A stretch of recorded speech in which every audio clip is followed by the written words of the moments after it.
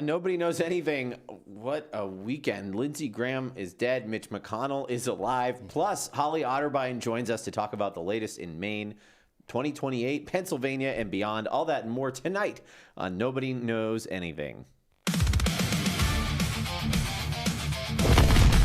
Nobody knows anything. Well, Jesse, what a weekend. Weird times. Weird times. Strange things are afoot at the Circle K, Ted. Wow, that is a deep. You didn't expect the Bill and Ted's Excellent Adventure reference straight at the top? Sure didn't. How did you find out that Lindsey Graham died? I woke up and he did not. How are you? We were doing it live. We got live. Yeah. We got ghosts. We got ghosts. We got everything. Ghost of Lindsey Graham, perhaps. Yeah. No, I woke up this morning and I was, if anything, he was not the most likely to pass away senator on my list. Indeed, there's hundreds who are old. Many older ones, and honestly, very tragic, unexpected. I just woke up and read the news, and there it was.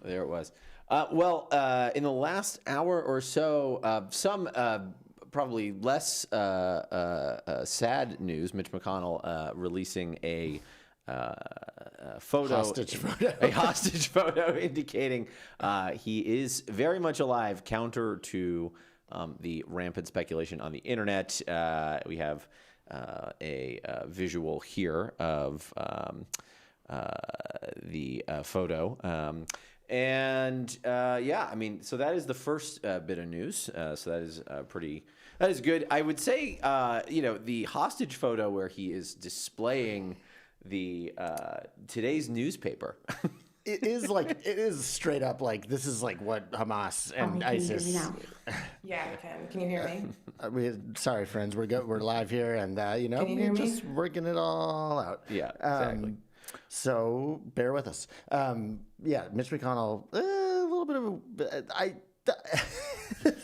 it looks less like the I'm on the mend and about to be back in the Senate, sorry for being gone in a month photo, and more like I swear I'm alive, please believe me, here's today's newspaper, here's my wife who loves me and was not in China. Incredible. Strange. Incredible. But, yes, the news overnight, Lindsey Graham announcing that he passed away in the hour since has been identified as an aortic tear. I will say, it has been the reactions, of course, a number across the aisle were interesting to watch. On the left, of course, there was I wouldn't say they were funny. I'm not going to say it wasn't funny. There was some funny stuff. And then on the right, obviously the tributes to him as a person. And I will say, plenty of Democratic senators and, your former boss, Joe Biden, this is one of those kinds of tragedies or moments that sort of bring people out of politics for a minute. And it was nice to see Democratic senators saying, regardless of your politics, it's whatever, it's tragic to lose a friend. The internet also, though, ran wild. Outside of Democratic senators, there was just everything from, gleefulness to hilarious jokes to, dark but funny to, just rampant conspiracy theories. That was the wild thing. I mean, because it's not like, look, I am not a conspiracy theorist on most things. There are a few things I'll go into. But what I will say is, it's not crazy that the Russians would he just flew back from Ukraine last night. And so the only thing that could be worse than that is Kash Patel coming in and being like, well, the FBI is definitely looking into it. I mean, oh my God. Dude, absolutely insane. But this is what happens when you have the car bed Make-A-Wish FBI director just desperately trying to save his job. I don't know, love me. I'll do anything. Pretty unbelievable. Yeah. Donald Trump was on call because Lindsey Graham was supposed to do the morning shows today. And so Donald Trump actually called in to meet the press and to Jake Tapper's show to react live. And he reacted, I think, in only the kind of way that Donald Trump he was, could. Mr. President, and I know that we are all just absorbing this news. We are all in shock. Can you tell us, Mr. President, how you received this news and your immediate gut reaction when you heard it? So what makes it even stranger is that I got a call last night sometime at, the early evening, maybe in the 7s, and he called and he said, we're all set for the Save America Act. He was pushing the Save America Act like crazy. He got back, said he just landed from Ukraine. I said, that's a long trip to make. He said, he sounded a little tired, but perfect, but a little bit tired. Had a right to be. And he was a worker. He was really a worker. But he sounded great, actually. But he actually said he was tired. But he wanted to pass the Save America Act. And I said, well, we're going to get it done, Lindsey. We're going to get it done. I'll see you like soon. We thought maybe we might even meet today. And then that was it. And that was, very around the time. It couldn't have been much longer. It could have been his last call. I don't know exactly. But Could have been his last call. You can see just totally grief-stricken. Yeah, absolutely. You have to feel for him. Yeah. This is a guy he plays golf with like every weekend, and he's just like, your friend is dead. And he's like, yeah, well, I talked to him. He sounded tired, but he very much wanted me to build the beautiful ballroom. So yeah, exactly. Anyway, it's like, what the fuck? It's just like not a human reaction to your friend dying. Unbelievable. And then on Tapper, he died right after returning to Washington, D.C. from a trip to Ukraine. It was his 10th trip there. He was a strong belief in interventionism, a staunch defender of Israel, staunch advocate for Zelensky. How influential was he with you when it came to foreign policy? Well, we disagreed a little bit, but overall, I'm a big Israel person. He was certainly that. I wanted to see the war with Ukraine end very quickly. I think he was more into, keeping it going. Frankly, he was. He's more into keeping it going. Which is like a good summary of his overall foreign policy. But honestly, yeah. But the Lindsey Graham foreign policy was like, let's keep this party going. I just cannot, at least with the Charlie Kirk thing, Trump did like a day of like looking rattled and sounding sad. He's just like, yep, Lindsey's dead, but he loved war, and he also loved the Save America Act. Loved Mr. Trump. Like, what? Just such a wild response. Oh my God. It is unbelievable. What do you make of Lindsey Graham's legacy? Write your eulogy, Jesse, for Lindsey Graham. I think I would excuse myself from that task because I'm a nice person, and what they say about saying, not saying things when you don't have nice things to say. I think Lindsey, look, he has had a long and fine Senate career. He's been a public servant for a long time. I think he maybe lost his way a little bit toward the end. I think it will be hard to write the story of his legacy without the transformation that he underwent in the Trump years, and sort of the flip-flopping and changing of positions that seemed, I remember I met him in Iowa in 2015 when he was doing one of the cattle calls. You met him? Yeah. back then he was the rhino pro-immigration guy running as a moderate, and everyone loved him. Grahamnesty, that was the whole thing. Grahamnesty.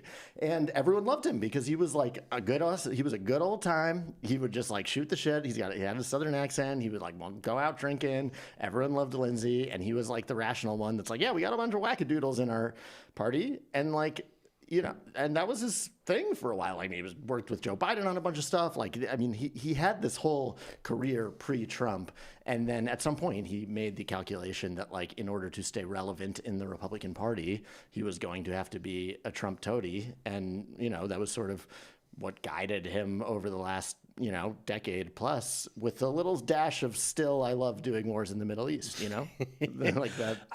This is the thing, right? When you think about Lindsey Graham, first of all, you see this in the way that he was sort of being remembered because of that. He had a lot of friends who were on the Democratic side who I think had to figure out how to address this in a way that both it was in memory of the person that they knew but no longer knew anymore. So you saw Adam Kinzinger tweet about how they used to be friends. They didn't speak anymore, but they want to remember the person that he was. And Hunter Biden tweeted this, right?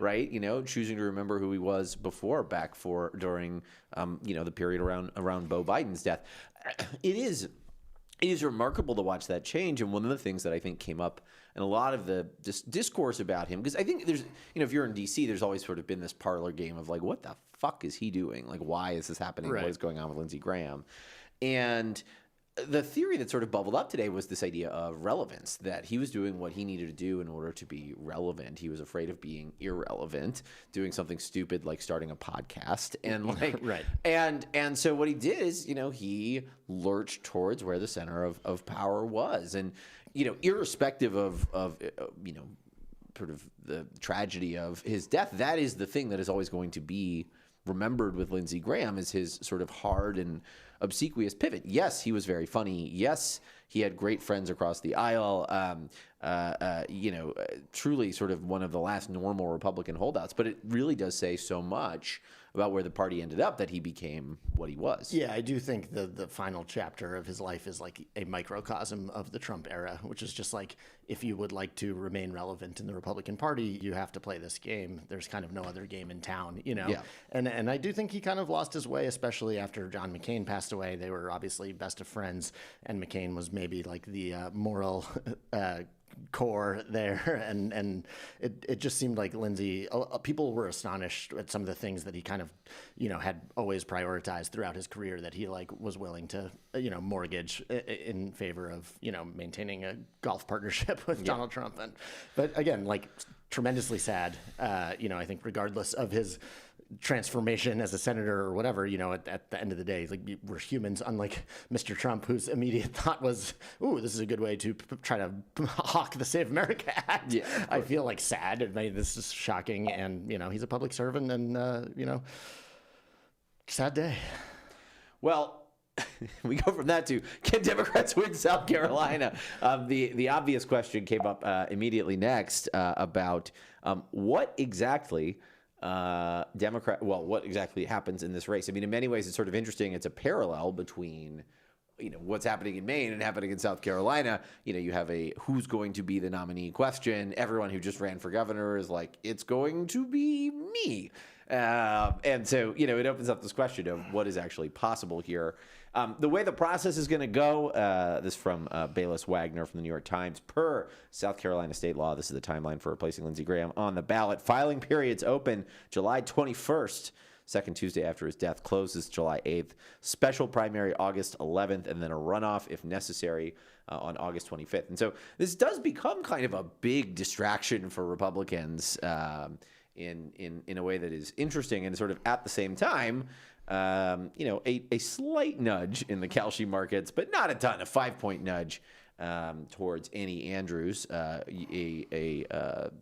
someone you were a huge fan of. I am a huge. You're her number one hyper. I am her number one hyper. I love Annie Andrews. She is an A tier or S tier, as the kids say. I still don't know what that means. Yeah, what does that? I don't know. mean? We'll find that out someday and report back. But she's a really, really strong candidate. She is a pediatrician, who is running on healthcare issues in particular. Ranging from a woman's right to choose to the cuts to Medicaid and whatnot that Trump helped usher through with Lindsey Graham's support.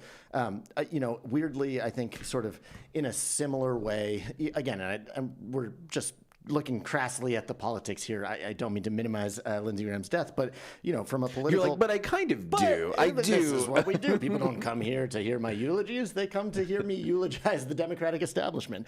And I do think she probably had a better chance running straight. I mean, I think she could still pull it off. It's going to be hard in general to win in South Carolina as a Democrat. Obviously, it hasn't happened in a very long time.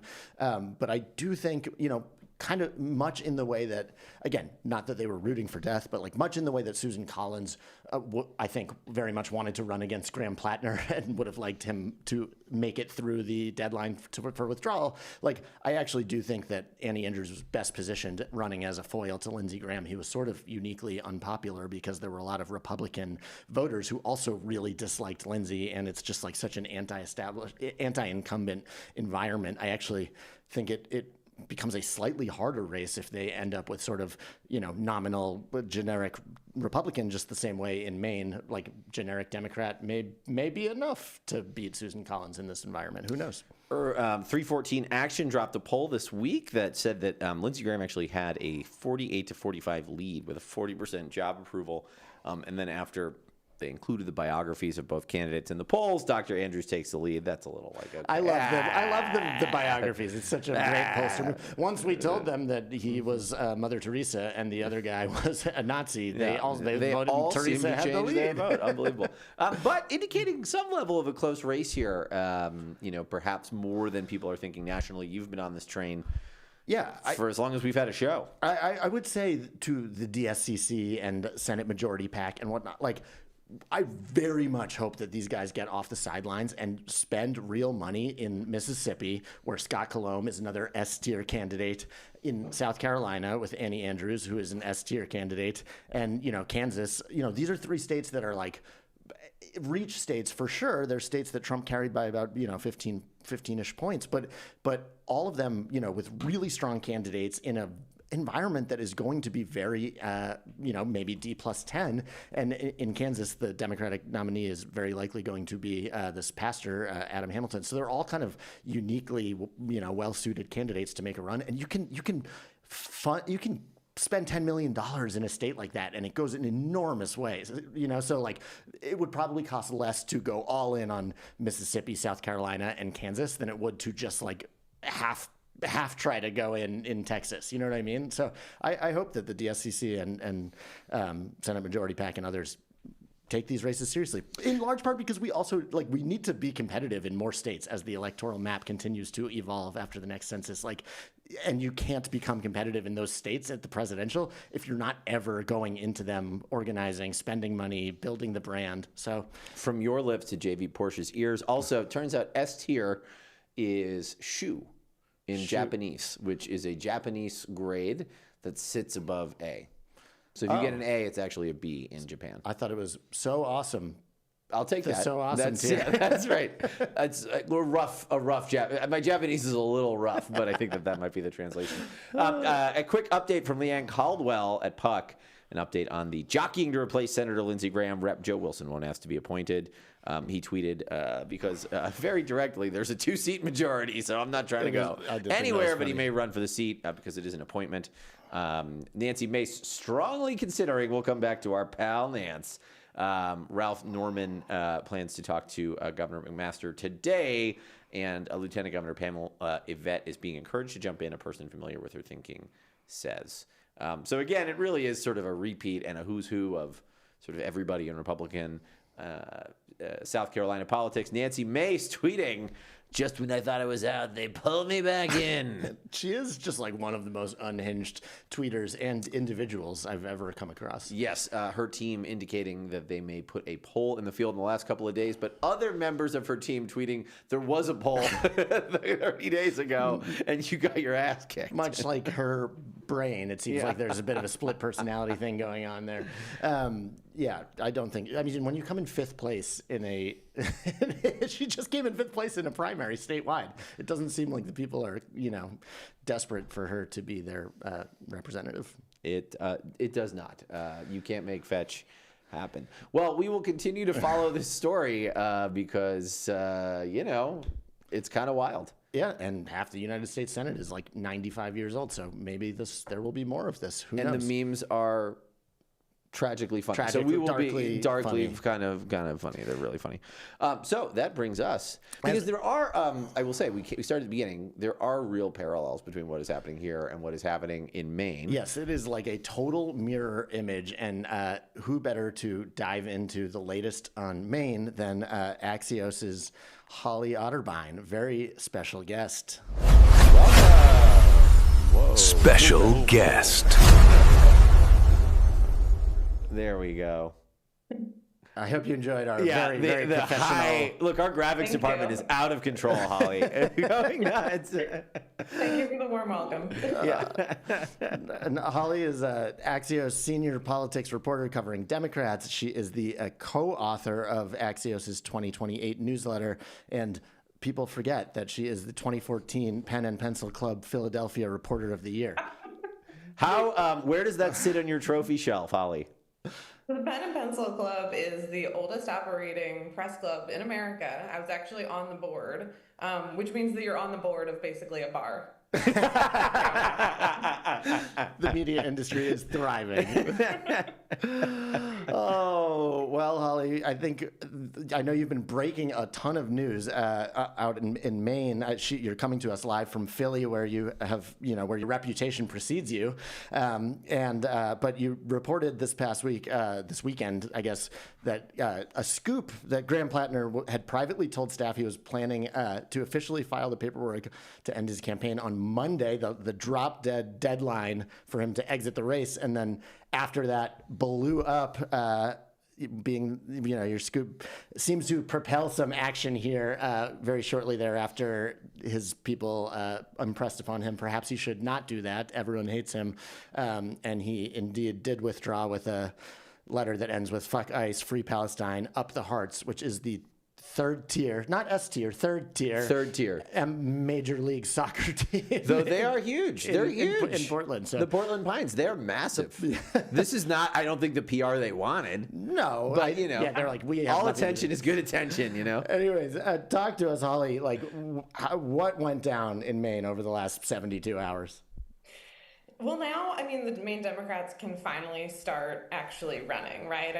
Every single day that Graham Platner stayed in the race was another day where people were talking about him on CNN and on your show, and that's good for Maine Democrats. So I think a lot of Dems kind of breathed a sigh of relief when he finally actually filed the paperwork. It was a Friday news dump. It was Friday at like 4:45 p.m., 2 days after he announced that he was going to drop out. His campaign, by the way, never explained why they waited those 2 extra days. Perhaps it was to make some people sweat.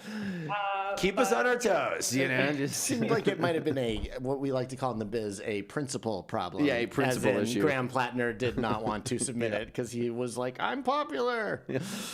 One more ride on the Platner coaster, right? Yeah, exactly. He did say, this tweet from you also, when he finally did submit the paperwork, really blew my fucking mind, where you said he posted the withdrawal news in the Signal chat with the campaign staff, and according to a source on it, he wrote, "I just submitted this Division of Elections. Thank you all so much. This was the best thing I have done in my life. I'd do it all over again in a heartbeat." Bro! What? What?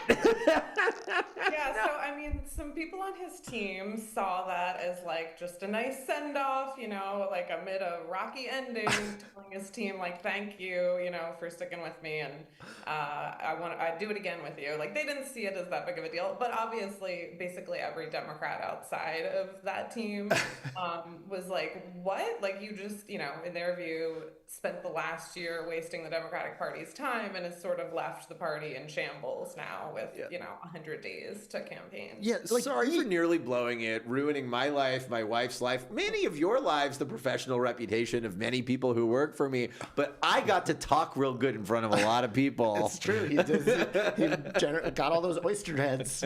Got all the oyster heads, including one half of this table. Oh my God! So, all right, let's talk about where we go from here. I know there's been a mad scramble now that Platner has officially withdrawn, much to everyone's relief, other than Susan Collins, who was probably like, "No, you could still win." The game is on, I guess. It seems like basically all of the top 3+ candidates, who came in second, third, and fourth in the governor's race primary out there, they are all very much in. And it sounds like there's going to be, we got the odds here. Troy Jackson seems to be the favorite. I know he's the most Platner-like in what he's pitching, but they're all kind of that is a beauty. The graphics department is on fire. Right, look at that. Right. I wanted the people to experience a little bit of Maine. We've got Troy Jackson is a state senator from rural Maine, sort of very populist, progressive. Shanna Bellows, the Secretary of State. Nirav Shah, who was the CDC head in Maine, and Dan Kleben, who is the head of Maine Beer Company, which makes delicious beer. And they're all kind of like desperately trying to get votes together here. But there's kind of like a mad dash process that's going to run over the next few days, culminating in some sort of convention on the 25th. Can you just kind of like walk us through where things are at, where the energy's at, what the fuck it's going to look like, Totally. So the party has until July 27th to figure out a new nominee. Like you said, on July 25th, they're going to have this nominating convention with 600 delegates. 100 are state committee members. 500 are people we don't know yet. They're basically going to be picked by the county parties. And then... Wait, what? They're just going to get, like...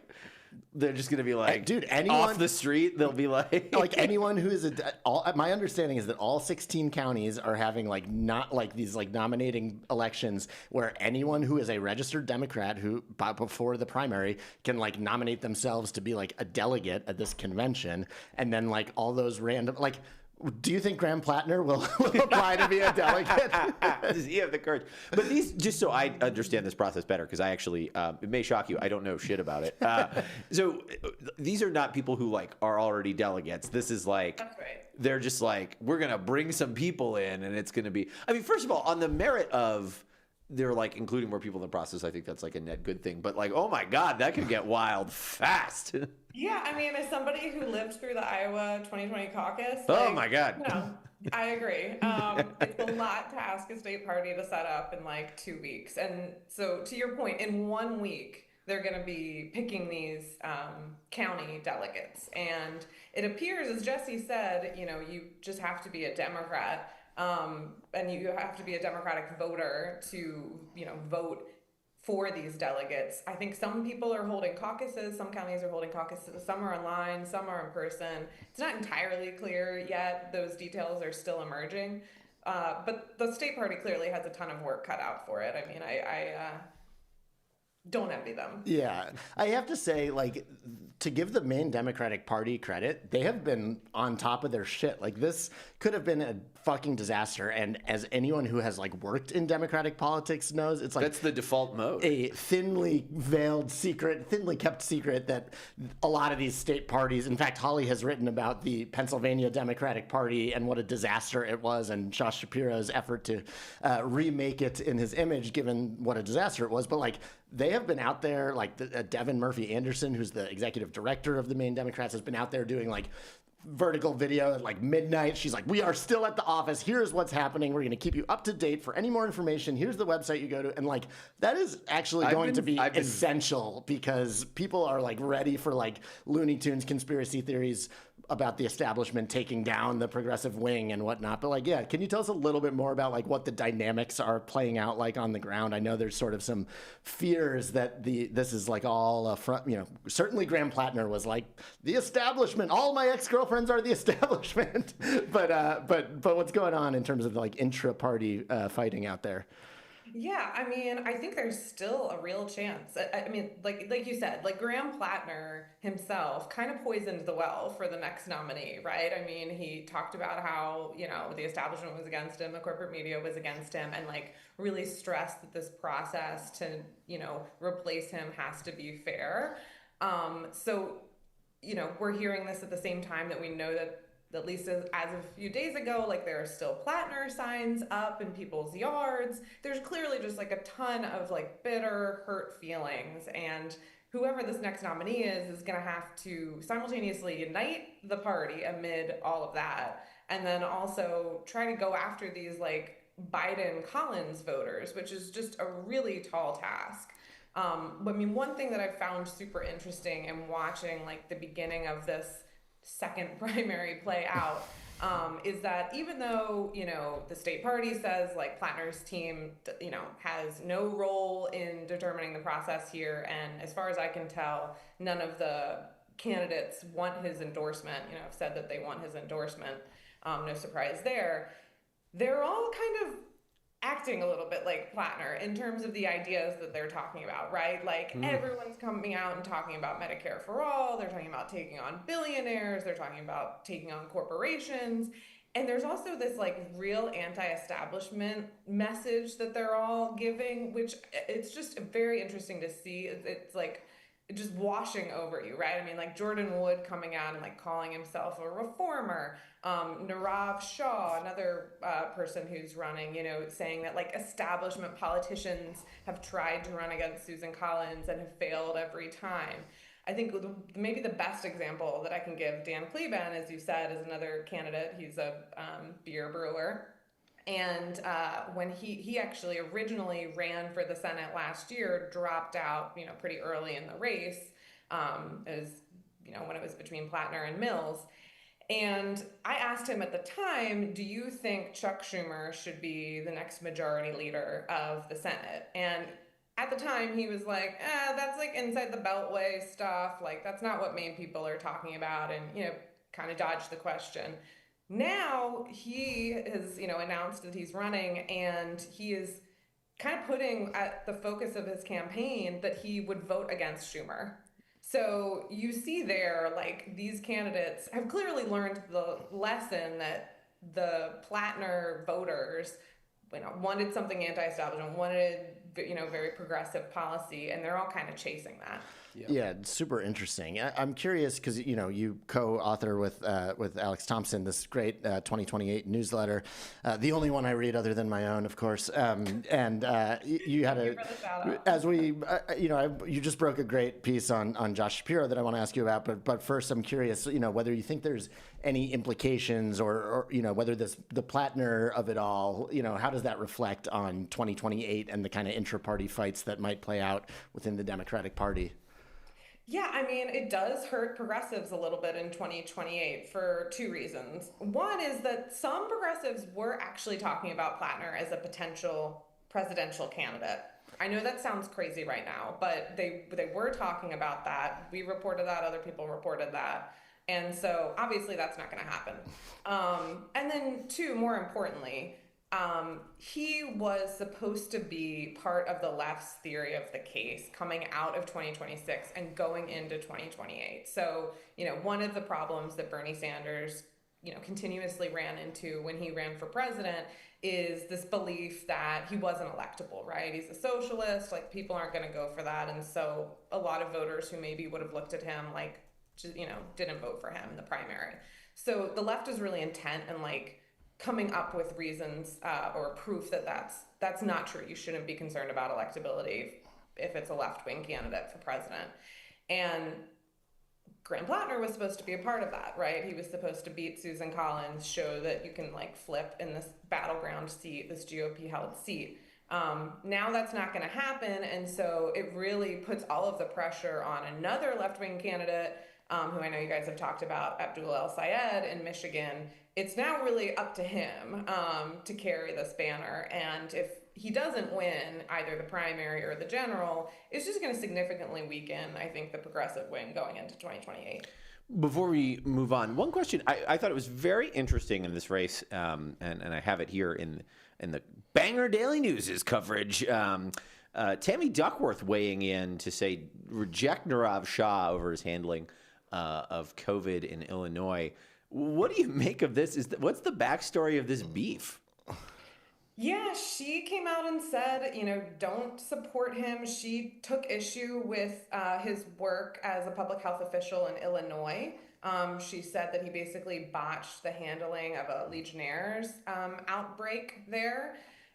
He, didn't really bite at that. He has defended himself in the past, and this controversy came up actually during the gubernatorial race.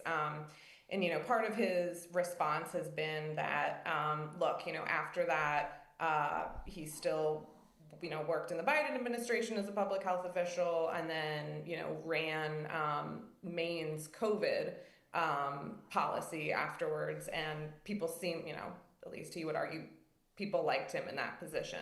But it's interesting. Yeah, she's made some interesting moves in these midterm elections. She also supported Adam Holloway in New Jersey, who went on to win, a pretty progressive candidate. I mean, to be fair, Rob is a proof point that working in the Biden administration, I mean, they would take anyone in that. Yeah, you could start from extremely low bar. It's more competitive to be a delegate in Maine right now. I mean, it does seem that way. It is it's a kind of a brutal double whammy hit because it's just also implicitly a carpetbagger hit because you're just when he was running shit in Illinois 5 minutes ago, he kind of sucked at that, and you're like, huh, this is bad on multiple levels. Yeah, but moving on to this story that you just broke on Josh Shapiro, I thought this was a really interesting piece about sort of, how Shapiro keeps talking about this once in a generation battle over the Democratic Party's core identity, as you write here, but that he's not picking up the sword to fight. Talk to us a little bit about the piece. Yeah, so Josh Shapiro, obviously one of the top potential 2028 presidential contenders. He has been talking for a while now about how he thinks there needs to be this epic ideological battle within the Democratic Party in 2028. And, he often invokes the 1992 presidential race and says the party hasn't had an ideological debate like that in 30 years, since 1992, and Democrats are going to have it, and it'll be healthy, and afterwards they're going to be able to unite. And despite that, he himself is not really picking fights with the left right now. He's obviously more moderate, and he's not acting like Bill Clinton was at this point in 1990, and we can get into the specifics of that, but I think it's interesting for a few reasons. I mean, one, I've been covering Shapiro for a long time. I'm based in Philadelphia, covered him at Politico, covered him a bit at the Philadelphia Inquirer, now at Axios, and I think it's, I've watched him, I think it's reflective of something about his personality, which is like he really picks his spots, and he rarely acts in an impulsive way. And I think that that's part of what's going on here. I also think it shows kind of the power of the progressive movement right now. It suggests that he doesn't want to completely alienate them. And there are other signs that that's the case. In fact, for a while now, even, a few years ago, he's been making, different moves to sort of reach out to the progressive wing. And then I also just think it kind of cuts across this like two-dimensional view of Shapiro, which on the internet, which I think, some people online kind of view him as like the chief antagonist of the left in 2028, almost like a Gottheimer, esque character. And I think it's more complicated than that. Yeah, it is like, I guess the most generous spin on it would be that like right now, and he's clearly put a lot of chips on the table when it comes to Pennsylvania. He's running for re-election, but also framing the fight for control of the House as running through a couple of flippable districts in Pennsylvania, and I think you can plausibly sell this as like he's just trying to keep the party unified, get through the midterms, and maybe there will be a flip, after we get through the midterms. But I do think that you're right. Like even on the Israel stuff, which has sort of been like, one of the number one mechanisms through which the sort of caricature you're talking about gets played out, with the progressives like holding him up as the chief antagonist. It's like his position's like not that far away from a lot of other people out there, where he's, he hasn't backed away from his belief that in the long term Israel is an important ally, but also he's been extremely critical about Netanyahu, even before October 7th. So it does feel like there's a little bit of like, whatever the opposite of wish casting is, like evil casting onto him. That's like, oh, Josh Shapiro is this like king of the centrists, and he just like hasn't really like played that card. But yeah, I'm just curious, like, do you think that we'll see a major switch in this, after we get through the midterms, or do you think he's just not quite like eager to play that Bill Clinton punching the left, Sister Souljah moment type role? I mean, it's certainly the hope of many moderate Democrats that he will switch, right, and take on more of that Clinton-esque role. I asked Matt Bennett, co-founder of Third Way, he was also a Clinton campaign aide, what he made of all of this, and he just thought it was timing. He said, like, people like Shapiro, they're going to get in the game, they're going to get in the ring, they're going to take on the DSA and the left, once we get closer to the presidential primary. And I think that's, that would make a lot of sense. At the same time, like, there is a little bit of a personality thing where Shapiro is not like a yeller. Like, he's not, even when he does disagree with people, if it's oftentimes with this sort of, calmer tone. And so it seems like maybe that's part of the theory of the case too, that like, if he doesn't, just sort of take them on in the Gottheimer way, in the Swazi way, like maybe he won't completely antagonize them. I mean, this is happening at the same time that he is doing, real outreach to the left in some ways. He openly has talked about how he talks regularly with Elizabeth Warren. He sued an AI company. Even you mentioned Israel, in a recent interview with J-Mart at Politico, he pointed out that Bibi Netanyahu himself has said that Israel wants to wean itself from, off of U.S. military assistance, and that's a good idea. Criticizing, as you mentioned, he criticizes Netanyahu a lot. I think there's kind of a transactional relationship that he's tried to build with the left, right? Like he went out of his way to endorse Bob Brooks in the primary, in a very competitive primary. This is a union leader in one of the key House seats the Democrats want to flip this fall. He was backed by Bernie Sanders on day one of his campaign. Shapiro came out and endorsed him.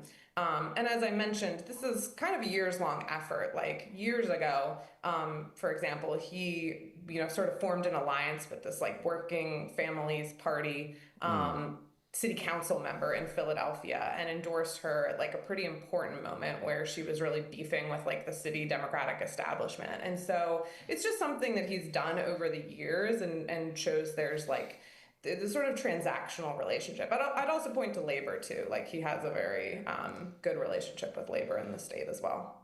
Yeah, it just feels to me. I mean, my thing with Shapiro is that one of the long-term problems he's going to have is just that he has become such a caricatured boogeyman of the left that it's going to be really loud. Like he's going to be taking a lot of hits, and it feels to me, if I'm him, you don't want to incite that unless you have a strategic reason to do so, and it's not in his interest. It may need to get there at a certain point, and certainly a lot of the donors who love Josh Shapiro are going to want to see it. A lot of these third way types, but to me, it stands to reason you wouldn't want to necessarily kick the hornet's nest, and if anything, you want to try to prove those as you're pointing out, Holly, prove those bona fides as a way to prevent that from happening. Yeah, he's a very shrewd operator. And I mean that genuinely as a compliment. I think sometimes it gets portrayed as this calculating, ambitious politician, but he's good at politics and understanding where coalitions are and how to build them and when to throw those punches. Yes, everyone wants a fighter, but if you're just throwing punches, especially 2 years before the people start voting, you're just going to end up with a bunch of black eyes. Nice. And he's a poet. You're a poetry minor, right? I wrote some poems back in the day. But we will be reading those on the show at some point, just so you know. But yeah, and he's been very careful about sort of not looking like he is already running for president. Obviously, that's one of the main attacks. People want to run against him. I think the labor thing is super interesting too. I remember even back when I-95 collapsed and he was, did an incredible job sort of waiving almost every, other regulatory hurdle that you would normally have to go through in order to do federal contracting and procurement in order to get this thing rebuilt in 12 days or whatever, except for the one thing was and we're going to use union labor. I was like, this guy's good. This guy's good. Yeah. Any last thoughts about his 2028 prospects or sort of where he, where you think, I assume you think he's likely to run even though he's not made that decision yet? Yeah, he's not made that decision yet. If you talk to literally every Democrat in Pennsylvania, they think he's running, that he's been running for this for a long time. 25 years. We'd all be pretty shocked if he didn't pull the trigger on this. Awesome. Well, Holly, I'm sure we will be having you back as we continue to talk about 2028 and beyond. And thank you so much for giving us so much of your Sunday night. It is refreshing to have an insightful person in an episode of this show. It's just great. It makes it so much easier for us. Thank you, guys. It was very fun. Thanks, Holly. Thanks so much, Holly. Bye. Talk to you soon. Well, smart. I am going to take a bold position here, which is that I think Josh Shapiro is going to run for president. Yes, I think, much like Gavin Newsom, who also has not made a decision. I think it would be surprising if that decision was not, I'm going to run for president, as I've been thinking about for the last 25 years. The hair gel primary is booking up fast, baby. Dude, I'm trying to get in there. You're trying to get in there? Not for president. I just need better hair. What do you use? Dude, it's always changing. I'm always looking for something better, but it turns out it's just face, and they don't make face gel. Yeah. They do, but it costs tens of thousands of dollars, and you need a surgeon. And then you end up with Mar-a-Lago lips. Oh, man. All right, speaking of Mar-a-Lago, should we talk about the other side? Should we talk about our best friend, Kash Patel? Kash Patel. Kash has been such a feature on this show. He's been he open invitation to come on. I do think if he is coming on the show, it is most likely to raid the studio to arrest me. Here's the deal, Kash. You could do it. Fine. Do it. if it gets us clicks, I'll do fucking We'll do anything. I'll do literally literally anything. anything. Come, arrest me. Take me. Advertise on our show. The show is brought to you by Kash Patel's FBI gift shop. Buy all your favorite challenge coins. Oh, so Kash Patel, I guess let's go back to our little question format here. My question here is, are Kash Patel's days numbered? And let me take you through, it's been a wild ride of like, when I started putting this segment together on like Thursday or Friday, it was like, a lot of things have happened since then. So on Thursday, we get this revelation that Democratic lawmakers want Kash Patel to answer for his spending, but this time they're not alone. I'm talking about how Chuck Grassley, actually, the Republican, is also demanding, it says FBI Director Kash Patel has been demanding special perks from Bureau employees during his taxpayer-funded travels throughout the country, including helicopter tours and jet ski excursions, according to whistleblower accounts.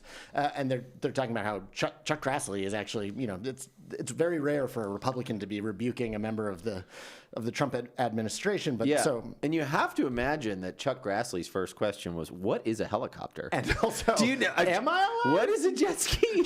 How am I still here? I think, sorry if I've said this on the show before, but Chuck Grassley's grandson is the Speaker of the Iowa House, which is just, think about how old you have to be for your grandson to be the Speaker, the top member of a state house. Like, that's the oldest person I could ever think of.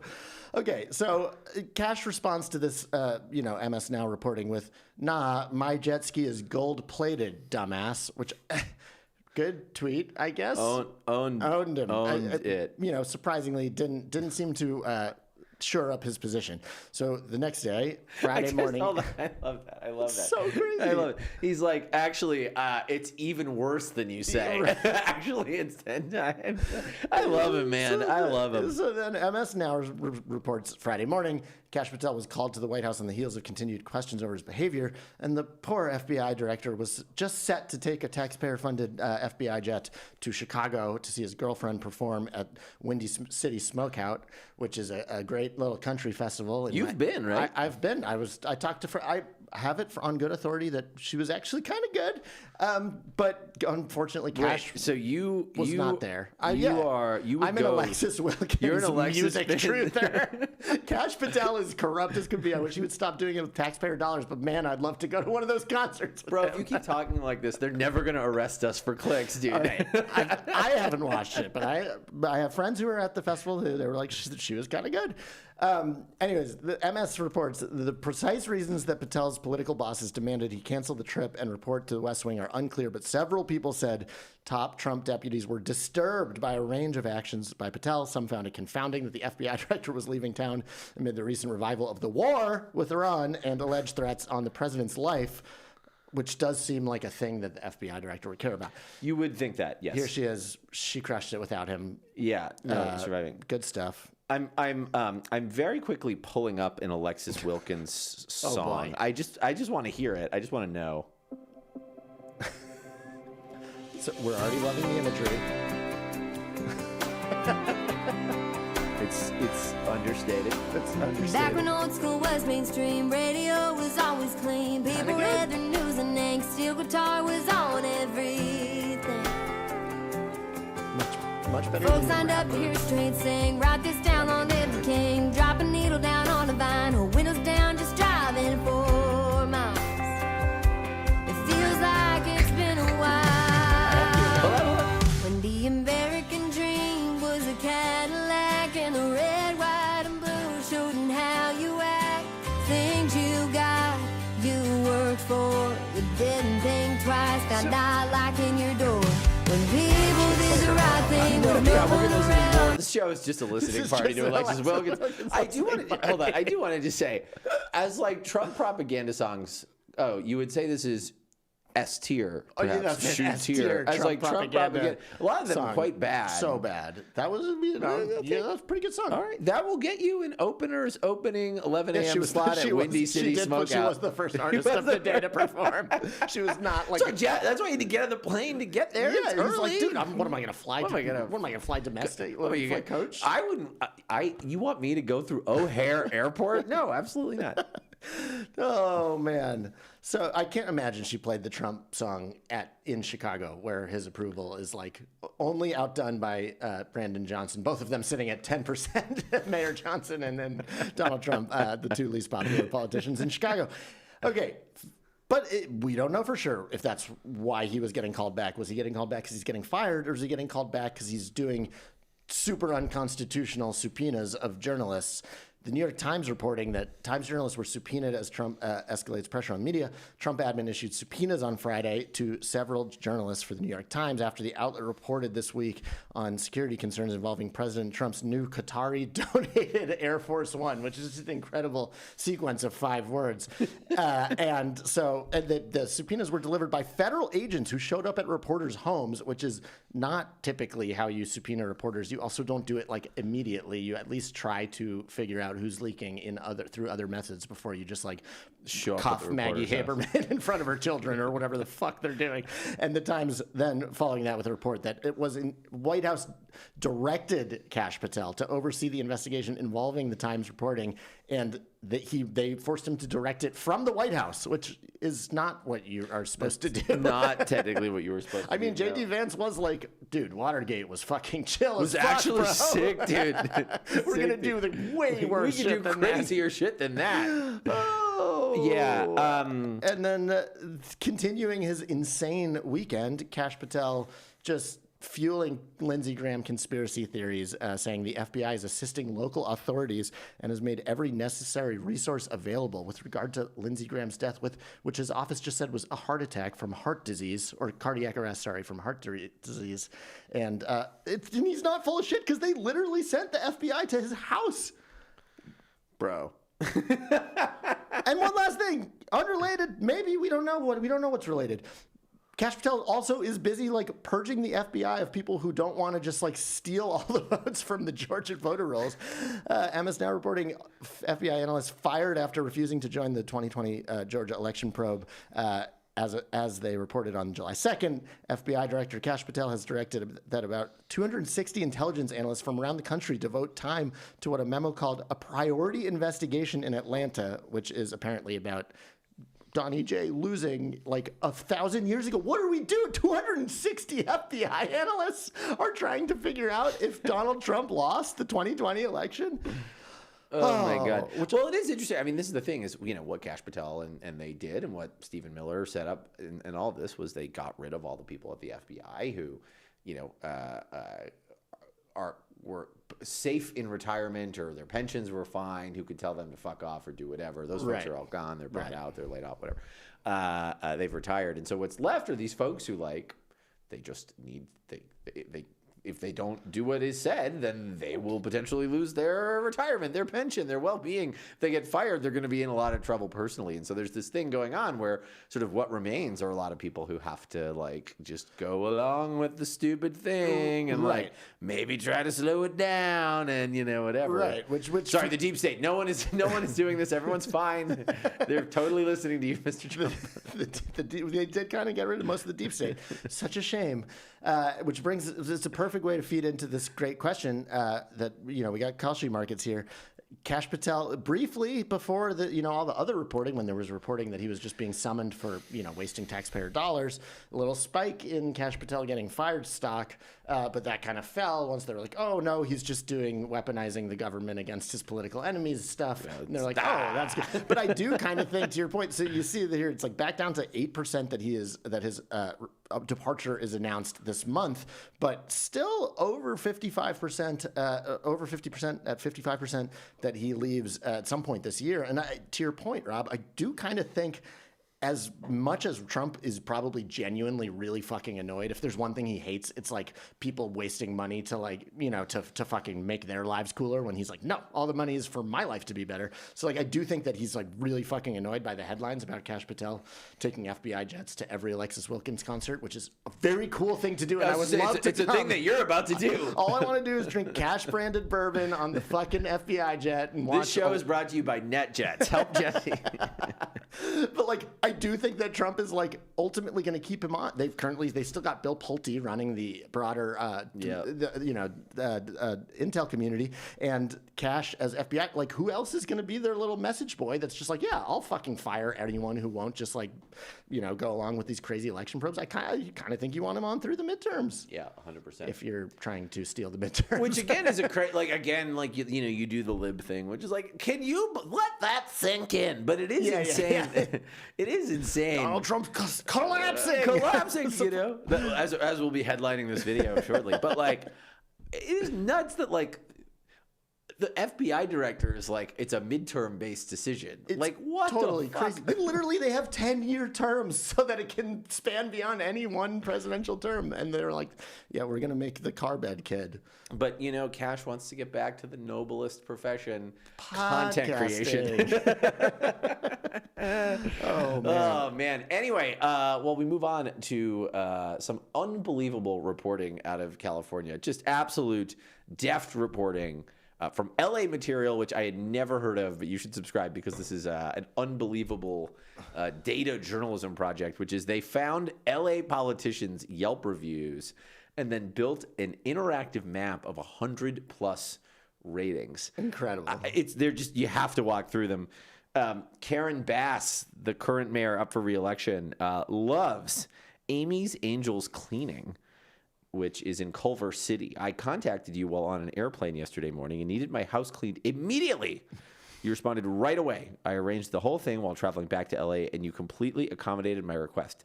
Lib, Lizzie, and Berlin came by my house that hadn't been cleaned in a while. They were wonderful. Excellent job. And I'd like them to come back next month. How do I make that happen? That's not what you do at Yelp review. You don't get follow-up service. It's sort of amazing. It's like I think she was a sitting congresswoman at that point. She is treating this like it's an email. It's like that's not what this is. It's like the people who think Twitter is a search engine or something. Totally. Alex Padilla, now a senator in 2018, not loving great clips. Saying, I've been to this location many times with each of my sons and are usually happy with the results. It's a given that each time each stylist is a little different. But tonight we had what I can genuinely call a terrible experience. Jessica, the stylist my son was assigned to, had a very bad attitude, was impatient with my son, who was a pretty easy child, and she clearly does not know how to cut hair. I do not recommend you let Jessica cut your hair or your child's hair, and I hope she gets more training. Sir, this is a great clip. Sir, it's a great clips. I don't think that you go to great clips for the greatest clips. Jennifer Newsom, Governor Newsom's wife, 5 stars to Parrotopia. Incredible. Nothing else commented. Just Parrotopia, 5 stars. I mean, to be fair, she's listened to a lot of squawking in her life, so nice. I feel like she would know. Nice. That one was for the birds. Nice. But then Katie Porter, the absolute. Listen, when I heard this story was a story, I was like, oh, Katie Porter is going to be all over this shit, and she did not disappoint. First of all, 1 star to Massage Heights.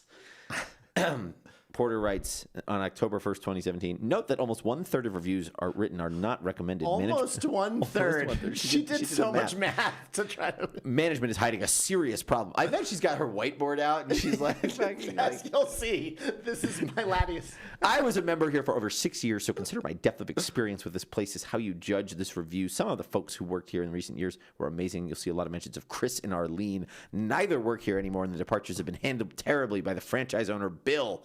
When someone leaves, often because they are moving or going back to school, Massage Heights will call and say the person violated a policy or quit without notice, when in fact that is not the case. This impugns the therapist's reputation. It keeps going. And then it keeps going. It's incredible. It's just outstanding. It's like a 1,000-word essay about. She keeps going. About she also Bill. had a bad time with Irvine Yellow Cab in 2013. I had a horrible experience with this company. I called the night before to take the cab for 6 a.m. At 6:03, no cab, so I called to check 5 minutes away. Called again at 6:11, put on hold and disconnected. 6:15, told original driver, never responded. This one actually does sound like a nightmare. Reinstalled 3 loaded kids at 6:28. Loaded luggage in my car and frantically drove to SNA. I was parked and trying to lug my 3 preschoolers and our stuff through the parking lot for a 17:15 flight. When at 6:35, driver says he's a few blocks from my house. Ludicrous! I would have missed my flight, but for it being delayed. I do love. At 6:03, no cab. I'm like, okay, well, at this point, they're 3 minutes late, so give them a second. And then but you know, that does say permanently closed.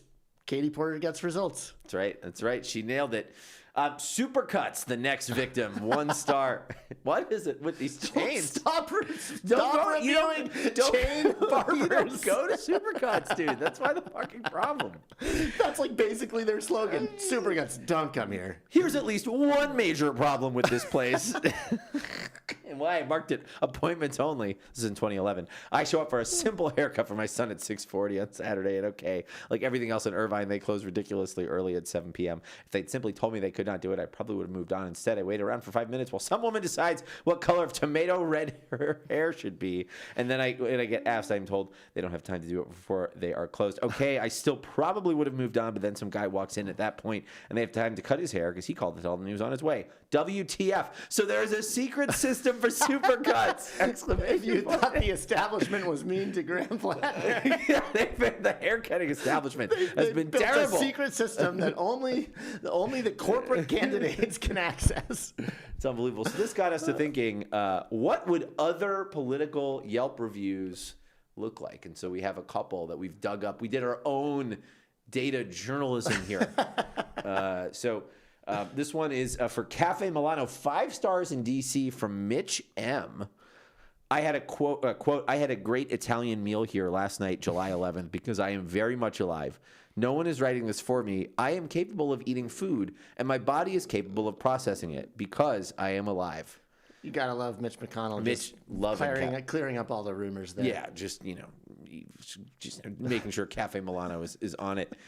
5 stars for the DC Beer Garden Soft House from Stephen M. Stephen Miller at the White House. A tasteful and authentic tribute to German heritage. Really, these are so good. Really loving it. Portland Tattoo Co., 1 star from Graham Platner. While they were able to cover up my tattoo, I found them unresponsive to my request to cover up all other parts of my personal history. They just weren't going the extra mile that day. P. Hustle, not going back to Portland Tattoo Co. Certainly not. Do you think he'll get the token come back? What do you do with the tattoo? Can you burn off one tattoo with that? The only thing worse than the Nazi tattoo was the stupid fucking thing he got to replace it. So now, again, going back to the thing earlier where it's like, oh, I'm stuck, or I do it again in a heartbeat. No, you got this Dave Matthews Band ass fucking thing on your chest. He's just gonna he can turn it into a giant Totenkopf. Yeah, exactly. That's just one part of it. Totenkopfs for everybody. Wraps around his shoulders. Oh, man. We got a review here of Air Force One from Donald Trump. Absolutely love it, what they've done with it with regard to luxury and class. Upgraded under new management, 5 stars for Air Force One. Also 5 stars for Air Force One from the Qatari General Intelligence Presidency. Absolutely love it, what they've done to it with regard to luxury and class. Upgraded under new management. So there's consensus there. Oh my God, those are so good. And so we'll track down more Yelp reviews as they come.